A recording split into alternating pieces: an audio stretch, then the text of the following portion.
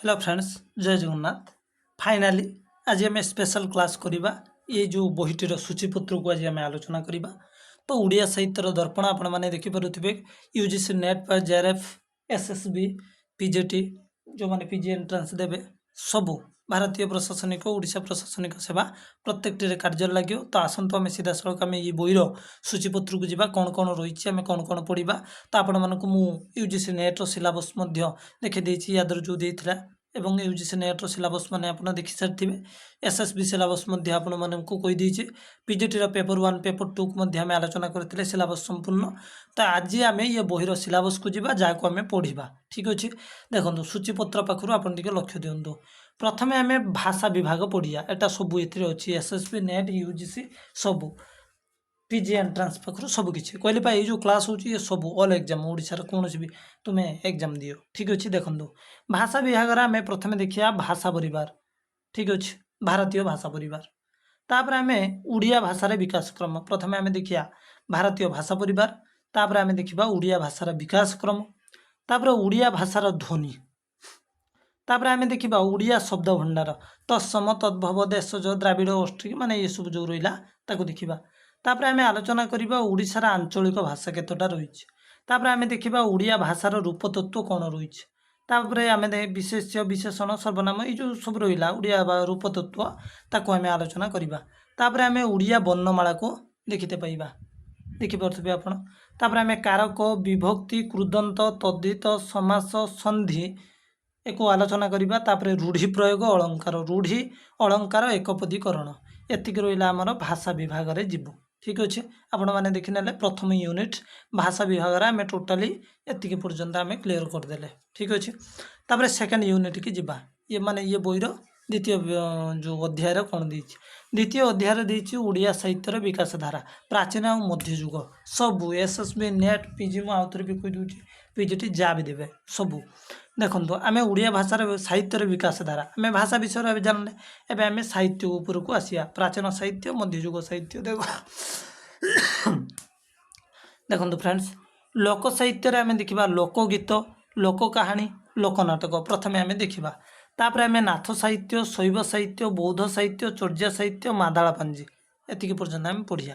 तापर आम सारला साहित्य पंचसखा साहित्य आलोचना करवा। सारला साहित्य पंचसखा साहित्य ये सब प्राचीन साहित्य आसीगला यू मध्ययुगीय साहित्य रीति साहित्य आइला मध्यपर्व एथिरे आमे कौ कवि को देखिए आपण माने देखंदु एथिरे आमे धनंजय भंज दीनकुष्ठ दास लोकनाथ विद्याधर उपेन्द्र भंज सदानंद कवि सूर्य ब्रह्मा अभिमन्यु सामंत सिंहार भक्तचरण दास ब्रजनाथ बड़जेना कवि सूर्य बलदेव रथ जदुमणि महापात्र गोपाल कुष्ठ बनमाली दास महादेव दास गौरहरि परीक्षा गौरीचरण अधिकारी वृंदावन दासी तापर वृंदावन दास द्वारिका दास भीम भोई ये सब मुख्य मुख्य कवि को देखा। तापर प्राचीन मध्ययुगीय गीति कवितार आम देखा कौन कोइली चौतीसा पदावली। ठीक अच्छे तापर आम कोइली साहित्य को आसवा केशव कोइली बारमासी कोइली अर्थ कोइली कांत कोइली इत्यादि। तापर आसिया पदावली साहित्य तापर चौतीसार जमी कलसा चौतीसा मनबुदा चौतीसा अर्थत्राण चौतीसा कला कलेबर चौतीसा उद्धव चौतीसा प्रमुख जो चौतीसा रहा से विषय आलोचना चलिए। तृतीय यूनिट के आम तापर जावा एथिरे रही कौन ना आधुनिक ओडिया साहित्य विकास धारा आधुनिक ओडिया साहित्य विकास धारा प्रथम आम देखा नवजागरण पर्याय तापर आधुनिक शिक्षा पाठ्यपुस्तक भाषा आंदोलन सांस्कृतिक आंदोलन पत्र पत्रिका तापर आम देखा दैनंदिन संवादपत्र कौन थी ओडिया अभिधान ग्रंथ सूची अभिधान माने डिक्शनरी ग्रंथ कौन थी। तापर आधुनिक साहित्य आम क्या राधानाथ राय फकीरमोहन सेनापति मधुसूदन राव गंगाधर मेहर नंदकिशोर बल इत्यादि को आम आलोचना करवा। तापर आम सत्यवादी युग बा जातीयतावादी सत्यवादी साहित्य को पढ़िया से आम मधुसूदन दास गोपबंधु दास नीलकंठ दास पद्मचरण पट्टनायक गोदावरीश मिश्रण लक्ष्मीकांत महापात्र कुंतला कुमारी सावत कृपा सिंधु मिश्र को देखिया। तापर यू सरीगला यू आरंभ हम सबुजवादी युग। ठीक अच्छे सबुज साहित्य आपण मैंने देखिए क्या ना कालंदी चरण पाणिग्राही अन्नदाशंकर राय वैकुंठनाथ पट्टनायक मायाधर मानसिंह राधामोहन गणनायक अवकाश मन पकईदेवे पत्रिका प्रगतिवादी साहित्य तापर आसला एम सची राउतराय अनंत पट्टनायक मनमोहन मिश्र रघुनाथ दास रवि सिंह ब्रजनाथ रथ हुसैन रवि गांधी प्रमुख इत्यादि के देखते आम पाइबा। तापर आसिया कौन ना चतुर्थ यूनिट आम कौन देखते फ्रेंड्स पाइया ସ୍ୱାଧୀନତା ପୂର୍ବବର୍ତ୍ତୀ ଓଡ଼ିଆ କଥା ସାହିତ୍ୟ ସ୍ୱାଧୀନତାର ପୂର୍ବବର୍ତ୍ତୀ ଅବସ୍ଥାରେ କ'ଣ ଥିଲା ସେଥିରେ ଆମେ ଆଲୋଚନା କରିବା ଉପନ୍ୟାସ ମଧ୍ୟରେ ଉମେଶ ଚନ୍ଦ୍ର ସରକାର, ରାମଶଙ୍କର ରାୟ, ଫକୀରମୋହନ ସେନାପତି, ଗୋପାଳ ବଲ୍ଲଭ ଦାସ, ବୈଷ୍ଣବଚରଣ ଦାସ, କୁନ୍ତଳା କୁମାରୀ ସାବତ, ଉପେନ୍ଦ୍ର କିଶୋର ଦାସ, କାନ୍ତକବି ଲକ୍ଷ୍ମୀକାନ୍ତ ମହାପାତ୍ର, ଗୋଦାବରୀଶ ମହାପାତ୍ର, କାଳନ୍ଦୀ ଚରଣ ପାଣିଗ୍ରାହୀ, କାହ୍ନୁଚରଣ ମହାନ୍ତି, ନନ୍ଦକିଶୋର ବଳ, ହରେକୃଷ୍ଣ ମହାତାବ, ଚକ୍ରଧର ମହାପାତ୍ର, ନିତ୍ୟାନନ୍ଦ ମହାପାତ୍ର, ଜ୍ଞାନୀନ୍ଦ ବର୍ମା ଇତ୍ୟାଦି ବ୍ୟକ୍ତିବିଶେଷଙ୍କୁ ଆଲୋଚନା କରିବା ଏବଂ ସେ କ'ଣ କ'ଣ ଲେଖିଛନ୍ତି, କେବେ ଲେଖିଥିଲେ, କେଉଁ ଚରିତ୍ର କେଉଁଥିରେ, ସବୁକିଛି ୟାଦ ରହିଛି। ଠିକ୍ ଅଛି। ତାପରେ ଆମେ କ୍ଷୁଦ୍ର ଗଳ୍ପ ସେକ୍ସନକୁ ଯିବା। କ୍ଷୁଦ୍ର ଗଳ୍ପରେ ଆପଣମାନଙ୍କର କ'ଣ ରହିଛି ତାକୁ ବି ଦେଖନ୍ତୁ। ଯେମିତିକି ଚନ୍ଦ୍ରଶେଖର ନନ୍ଦ ରହିଲେ, ଦୟାନିଧି ମିଶ୍ର, ଭଗବତୀ ଚରଣ ପାଣିଗ୍ରାହୀ, ରାଜକିଶୋର ରାୟ, ରାଜକିଶୋର ପଟ୍ଟନାୟକ। ଫ୍ରେଣ୍ଡସ୍, ଆଉ ଗୋଟେ କଥା ମୁଁ କହି ରଖିବାକୁ ଚାହିଁବି, ଏସବୁ ଗ୍ରନ୍ଥାବଳୀକୁ ବି ମୁଁ ଆଣିବା ପାଇଁ ଚେଷ୍ଟା କରିବି, କିନ୍ତୁ ବହୁତ ଫ୍ରେଣ୍ଡସ୍ ପାଠ ବହୁତ ଅଛି, କେବଳ ଆପଣମାନେ ସପୋର୍ଟ ଦେବେ ଯଦି ମୁଁ ବହୁତ ବହି ଆଣିବି। ଆଉ ଯେଉଁ ବହି ଗୁଡ଼ା ଖଣ୍ଡିଏ ରହିଛି ସବୁକିଛି ଫୁଲଫିଲ୍ ହେବ କ୍ଲାସ୍। ଠିକ୍ ଅଛି, କେହିଟା ଚିନ୍ତା କରନ୍ତୁ ନାହିଁ। ତାପରେ ମୋର ଟିକେ କାମ ଅଛି, କାମ ସରିଲା ପରେ ମୁଁ ତାପରେ ବାର ଅନୁସାରେ କରିଦେବି ଯେ ସୋମବାର ଏଇ କ୍ଲାସ୍ ହେବ, ମଙ୍ଗଳବାର ଏଇ କ୍ଲାସ୍, ବୁଧବାର ଏଇ କ୍ଲାସ୍ ହେବ। ଧର ଓଡ଼ିଆ ସାହିତ୍ୟର ଇତିହାସ ଯଦି ସୋମବାର ହେଲା, ମଙ୍ଗଳବାର ଅଲଗା କୌଣସି ବହିରେ, ଏଇଟା ମୁଁ ସପ୍ତାହର 7 ଦିନ 7ଟା ବହିକି ନେଇକି ଚାଲିବା। ଠିକ୍ ଅଛି। ତ ଗୋଟେ ଦିନରେ ମୁଁ ଯେତେଟା କ୍ଲାସ୍ ଆଣିକି ଆପଣଙ୍କୁ ଦେଇପାରିଲି, ଯଦି ଗୋଟେ ଦିନରେ 5ଟା କ୍ଲାସ୍ ଦେଇପାରିଲି ଭଲ କଥା। ଆପଣମାନେ ଯେତେବେଳେ ଦେଖିପାରିବେ, ସେଭଳି କିଛି ନାହିଁ। ହଉ ଛାଡ଼, ପଞ୍ଚମ ୟୁନିଟ୍କି ଯିବା ବା ପଞ୍ଚମ ଅଧ୍ୟାୟକୁ ଯିବା। ପଞ୍ଚମ ଅଧ୍ୟାୟରେ କ'ଣ ଦେଇଛି, ସ୍ୱାଧୀନତା ପରବର୍ତ୍ତୀ ଓଡ଼ିଆ କବିତା, ମାନେ ଦେଶ ସ୍ୱାଧୀନ ହେବାର ପରବର୍ତ୍ତୀ ଅବସ୍ଥାରେ କବିତାର ସ୍ୱର କ'ଣ କ'ଣ ଥିଲା ଆମର ଦେଖିବା। ବା କବିତା କିଏ କିଏ ଲେଖୁଥିଲେ, ବିନୋଦ ଚନ୍ଦ୍ର ନାୟକ, ଗୁରୁପ୍ରସାଦ ମହାନ୍ତି, ବେଣୁଧର ରାଉତ, ଭାନୁଜୀ ରାଓ, ରମାକାନ୍ତ ରଥ, ସୀତାକାନ୍ତ ମହାପାତ୍ର, ଦୀପକ ମିଶ୍ର, ସୁରେନ୍ଦ୍ର ବାରିକ, ବ୍ରହ୍ମତ୍ରୀ ମହାନ୍ତି, ସୌଭାଗ୍ୟ କୁମାର ମିଶ୍ର, ରାଜେନ୍ଦ୍ର କିଶୋର ପଣ୍ଡା ପ୍ରମୁଖ।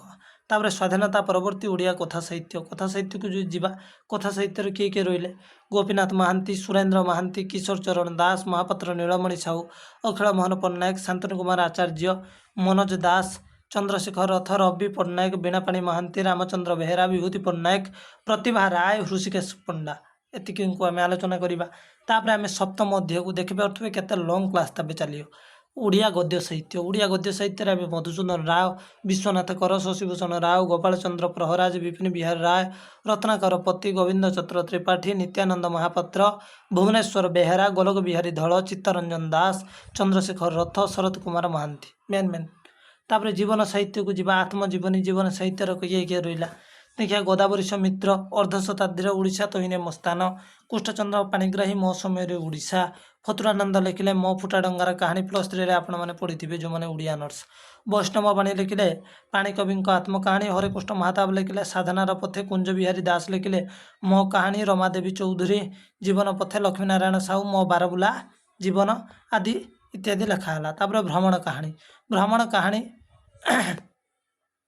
ରହିଲା। ତା ସହିତ ଅଷ୍ଟମ ଅଧ୍ୟାୟକୁ ଆସିବା, ନାଟ୍ୟ ସାହିତ୍ୟରେ ଆମେ ପ୍ରଥମେ ଦେଖିବା ନାଟକ ଜଗମୋହନ ଲାଲା, ରାମଶଙ୍କର ରାୟ, କାଳୀଚରଣ ପଟ୍ଟନାୟକ, ଗୋପାଳ ଛୋଟରାୟ, ରାମଚନ୍ଦ୍ର ମିଶ୍ର, ମନୋରଞ୍ଜନ ଦାସ, ବିଜୟ ମିଶ୍ର, ବିଶ୍ୱଜିତ ଦାସ, ରତ୍ନାକର ଚଇନି, ରମେଶ ପ୍ରସାଦ ପାଣିଗ୍ରାହୀ, ପ୍ରାଣବନ୍ଧୁ କର ଇତ୍ୟାଦି। ଏକାଙ୍କିକା ଇତ୍ୟାଦି ବି ଯେଉଁ ରହିଲା ତାକୁ ବି ଆଲୋଚନା କରିଦେବା।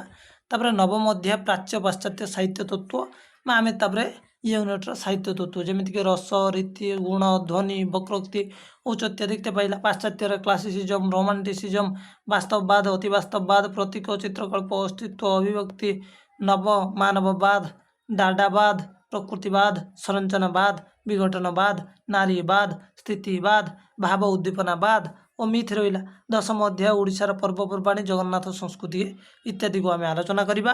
ତାପରେ ମାନେ ଯେଉଁ ପୁରସ୍କାର ପ୍ରାପ୍ତ ରହିଲେ ପୁସ୍ତକ, SSB ପରୀକ୍ଷା ପ୍ରଶ୍ନ ଉତ୍ତର, ତାପରେ PGT CPT ପ୍ରଶ୍ନ ଉତ୍ତର ଯେଉଁ ସବୁ ରହିଛି, UGC ନେଟ୍ CPT ଯେଉଁ ଆମର ଓଡ଼ିଆ ବିଶ୍ୱବିଦ୍ୟାଳୟ ସବୁ ଦିଏ, ସେ କ୍ୱେଶ୍ଚନ୍ ଆନ୍ସର୍କୁ ଆମେ ମଧ୍ୟ ଆଲୋଚନା କରିବା। ତାପରେ ବିଷୟବସ୍ତୁ ଆମର ଆରମ୍ଭ ହୋଇଯିବ। ତ ଯାହା ବି ହେଉ ଆପଣମାନଙ୍କୁ ମୁଁ ବିଷୟବସ୍ତୁ ଦେଖାଇଦେଲେ, ସୂଚୀପତ୍ର ଆପଣମାନେ ଦେଖିପାରିଲେ, ଇଏ ବହିର ପୁରା ସୂଚୀପତ୍ର ଆପଣମାନେ କ୍ଲିଅର ହୋଇଗଲେ। ନେକ୍ସଟ କ୍ଲାସ୍ କତରୁ ଆମେ ପୁରା ଏକଦମ ପ୍ରଥମ ୟୁନିଟ୍ରୁ ହିଁ ଆରମ୍ଭ କରିବା। ଠିକ୍ ଅଛି, କ୍ଲାସ୍ଟି ଯଦି ଭଲ ଲାଗିବ ତ ଆପଣମାନେ ନିହାତି ମୋତେ କହିବେ। ଠିକ୍ ଅଛି, ତ ସୂଚୀପତ୍ର ଆପଣମାନେ ଦେଖିଲେ ମୋତେ ଲାଗୁଛି ଏ ବହିଟି ଆପଣଙ୍କର ବହୁତ ଆବଶ୍ୟକତା ଆସିବ, କାରଣ UGC ନେଟ୍ ପାଖରୁ ପୁଣି SSB JRF ସବୁକିଛି ଆଧାର ରହିଛି। ତ ଆପଣମାନଙ୍କୁ କେମିତି ଲାଗିଲା ମୋତେ ନିହାତି କମେଣ୍ଟରେ ଜଣାଇବେ। ଏ ବହିଟିର ଆମେ କ୍ଲାସ୍ ଆଣିବା, ତ ସେ ଅନୁସାରେ କ୍ଲାସ୍ ମଧ୍ୟ ଚାଲିବ।